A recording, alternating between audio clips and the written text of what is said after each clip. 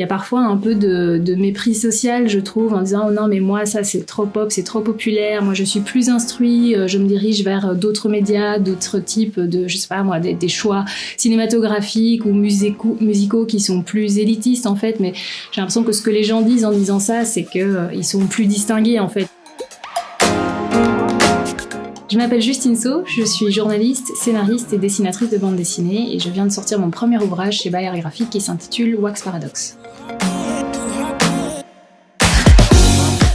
Alors cette BD, c'est d'abord une BD sur le wax, mais moi j'ai décidé d'aller un petit peu plus loin et de croiser deux thématiques. Celle de la complexité culturelle du wax, qui est un tissu qui est vraiment au cœur de plusieurs cultures,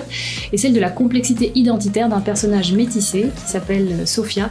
et qui est en fait dans une quête identitaire, et quand elle va devoir, parce qu'en fait c'est imposé dans sa vie, explorer ce tissu, au fil des pages, l'exploration de ce tissu va se transformer en exploration d'elle-même.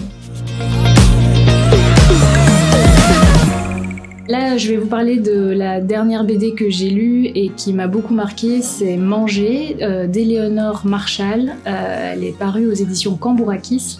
C'est une BD qui parle des troubles du comportement alimentaire et je l'ai trouvée absolument incroyable en termes de fond, parce qu'il y a un véritable travail de recherche qui a été fait, mais aussi un vrai regard d'autrice parce qu'elle parle à la première personne, même si c'est pas une autobiographie, elle le précise en début d'ouvrage. Et en termes de forme, parce qu'il y a des choix vraiment très radicaux qui sont faits en termes de couleurs. En fait, c'est une BD dans laquelle les couleurs nous parlent et ça, je trouve que c'est un super beau défi qu'elle a réussi à relever.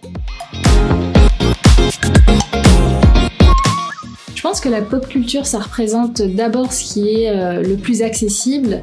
et donc ça souffre parfois à tort d'une mauvaise image et je pense qu'il est intéressant de se réapproprier en fait notre pop culture, de pas en avoir honte et d'assumer nos choix qui parfois remontent à l'enfance, les coups de cœur qu'on a eus dans l'enfance, dans l'adolescence et qui nous rassemblent. Il y a parfois un peu de mépris social, je trouve, en disant « Oh non, mais moi, ça c'est trop pop, c'est trop populaire, moi je suis plus instruit, je me dirige vers d'autres médias, d'autres types de, je sais pas moi, des choix cinématographiques ou musicaux qui sont plus élitistes en fait, mais j'ai l'impression que ce que les gens disent en disant ça, c'est qu'ils sont plus distingués en fait, ils cherchent à se démarquer d'une forme de norme qu'ils trouvent un peu trop populaire. Donc moi je suis très heureuse d'être ici et de participer à faire rayonner ce qui est populaire, ce qui est accessible, je trouve ça plus sympa.